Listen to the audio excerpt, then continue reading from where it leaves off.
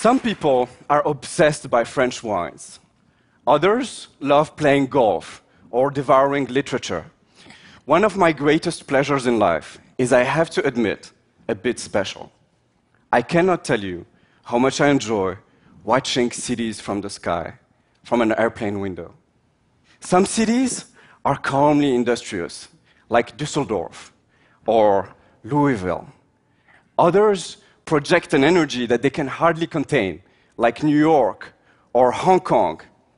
And then you have Paris or Istanbul and their patina full of history. I see cities as living beings, and when I discover them from far above, I like to find those main streets and highways that structure their space, especially at night, when commuters make these arteries look dramatically red and golden. The city's vascular system performing its vital function right before your eyes. But when I'm sitting in my car, after an hour and a half of commute every day, that reality looks very different. Nothing, not public radio, no podcast, not even mindfulness meditation makes this time worth living. Isn't it absurd that we created cars that can reach 130 miles per hour, and we now drive them at the same speed as 19th century horse carriages? In the US alone, we spent 29.6 billion hours commuting in 2014. With that amount of time, ancient Egyptians could have built 26 pyramids of Giza. We do that in 1 year, a monumental waste of time, energy, and human potential. For decades, our remedy to congestion was simple: build new roads or enlarge existing ones. And it worked. It worked admirably for Paris, when the city tore down hundreds of historical buildings to create 85 miles of transportation-friendly boulevards. And it still works today in fast-growing emerging cities. But in more established urban centers, significant network expansions are almost impossible. Habitat is just too dense, real estate too expensive, and public finances too fragile. Our city's vascular system is getting clogged, it's getting sick, and we should pay attention. Our current way of thinking is not working. For our transportation to flow, we need a new source of inspiration. So after 16 years working in transportation, my aha moment happened when speaking with a biotech customer. She was telling me how her treatment was leveraging specific properties of our vascular system. Wow, I thought, our vascular system, all the veins and arteries in our body making miracles of logistics every day. This is the moment I realized that biology has been in the transportation business for billions of years. It has been testing countless solutions to move nutrients, gases, and proteins. It really is the world's most sophisticated transportation laboratory. So what if the solution to our traffic challenges was inside us? I wanted to know, why is it that blood flows in our veins most of our life when our big cities get clogged on a daily basis? And the reality is that you're looking at two very different networks. I don't know if you realize, but each of us has 60,000 miles of blood vessels in our body. 60,000 miles. That's 2.5 times the Earth's circumference inside you. What it means is that blood vessels are everywhere inside us, not just under the surface of our skin. But if you look at our cities, yes, we have some underground subway systems, and some tunnels, and bridges, and also some helicopters in the sky. But the vast majority of our traffic is focused on the ground, on the surface. So in other words, while our vascular system uses the 3 dimensions inside us, our urban transportation is mostly 2-dimensional. And so what we need is to embrace that verticality. If our surface grid is saturated, well, let's elevate our traffic. This Chinese concept of a bus that can straddle traffic jams, that was an eye-opener on new ways to think about space and movements inside our cities. And we can go higher and suspend our transportation, like we did with our electrical grid.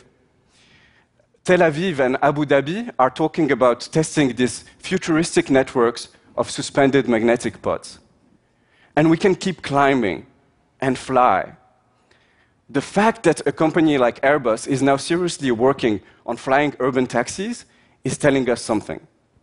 Flying cars are finally moving from science fiction déjà vu to attractive business case territory.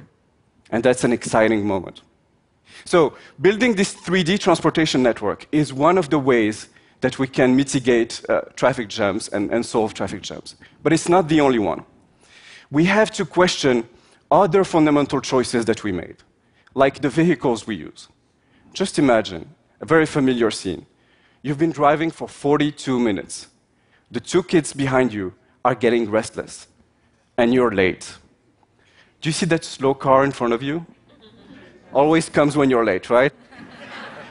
That driver is looking for parking. There is no parking spot available in the area, but how would he know? It is estimated that up to 30% of urban traffic is generated by drivers looking for parking. Do you see the 100 cars around you? 85 of them only have one passenger. Those 85 drivers could all fit in one Londonian red bus. So the question is, why are we wasting so much space if it is what we need the most? Why are we doing this to ourselves? Biology would never do this. Space inside our arteries is fully utilized. At every heartbeat, a higher blood pressure literally compacts millions of red blood cells into massive trains of oxygen that quickly flow throughout our body. And the tiny space inside our red blood cells is not wasted either. In healthy conditions, more than 95% of their oxygen capacity is utilized. Can you imagine if the vehicles we used in our cities were 95% full? All the additional space that we would have to walk, to bike, and to enjoy our cities? The reason blood is so incredibly efficient is that our red blood cells are not dedicated to specific organs or tissues. Otherwise, we would probably have traffic jams in our veins. No, they're shared. They're shared by all the cells of our body. And because our network is so extensive, each one of our 37 trillion cells get its own deliveries of oxygen precisely when it needs them. Blood is both a collective and an individual form of transportation. But for our cities, we've been stuck. We've been stuck in an endless debate between creating a car-centric society or extensive mass transit systems. And I think we should transcend this. I think we can create vehicles that combine the convenience of cars and the efficiencies of trains and buses. Just imagine you're comfortably sitting in a fast and smooth urban train along with 1,200 passengers. The problem with urban trains is that you sometimes have to stop 5, 10 times, 15 times before your final destination. What if in this train you didn't have to stop? In this train, wagons can detach dynamically while you're moving and become express driverless buses that move on a secondary road network. And so without a single stop, nor a lengthy transfer, you're now sitting in a bus that is headed toward your suburb. And when you get close, the section you're sitting in detaches and self-drives you right to your doorstep. It is collective and individual at the same time. And this could be one of the shared, modular, and driverless vehicles of tomorrow. Now, as if walking in a city, buzzing with drones, flying taxis, modular buses, and suspended magnetic pods was not exotic enough, I think there is another force in action that will make urban traffic mesmerizing. If you think about it, the current generation of driverless cars is just trying to earn its way into a traffic grid made by and for humans.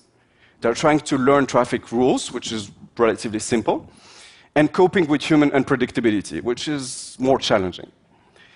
But what will happen when whole cities become driverless? Will we need traffic lights? Will we need lanes?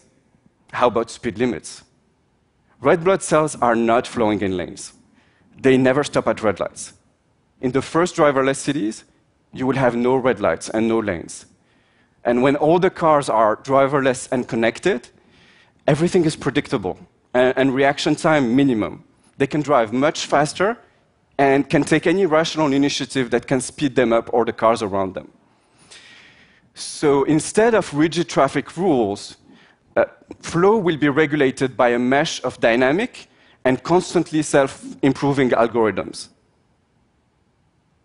The result? A strange traffic that mixes the fast and smooth rigor of German autobahns and the creative vitality of the intersections of Mumbai. Traffic will be functionally exuberant. It will be liquid, like our blood. And by a strange paradox, the more robotized our traffic grid will be, the more organic and alive its movement will feel. So, yes, biology has all the attributes of a transportation genius today. But this process has taken billions of years and went through all sorts of iterations and mutations. And we can't wait billions of years to evolve our transportation system. We now have the dreams, the concepts, and the technology to create 3D transportation networks, invent new vehicles, and change the flow in our cities. Let's do it. Thank you.